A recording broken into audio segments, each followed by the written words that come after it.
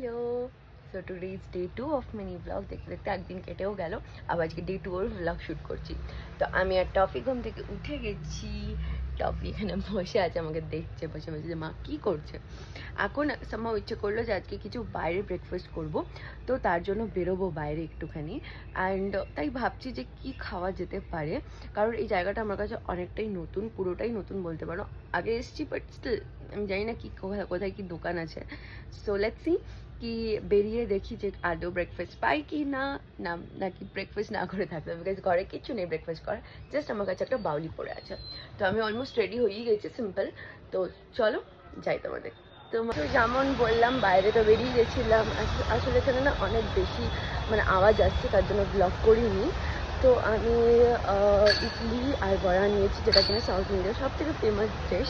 আমার স্পেশালি ভালো লাগে, অনেকে বলে যে না ভালো লাগে না, বাট আমার খুব ভালো লাগে। তো নিয়ে নিয়েছি, ঘরে গিয়ে বা দেখাচ্ছি তোমাদের। চল, জাস্ট এই মাত্র বাড়িতে এলাম, তো তোমাদের দেখিয়ে দিচ্ছি যে কী কী আনলাম। আমি বললাম আমি ইডলি এনেছি, তার সাথে কী এনেছি ওটা দেখিয়ে দিচ্ছি। তো এখানে হচ্ছে ইডলি আর বড়া, এটা হচ্ছে আমার ফেভারিট কম্বো ব্রেকফাস্টের, অ্যান্ড এর সাথে আছে একটু সাম্বার। তো হ্যাঁ, ফটাফট চলো ব্রেকফাস্টটা করে নিই। তো এবারে না ব্যাঙ্গালোরেও বেশ গরম পড়েছে।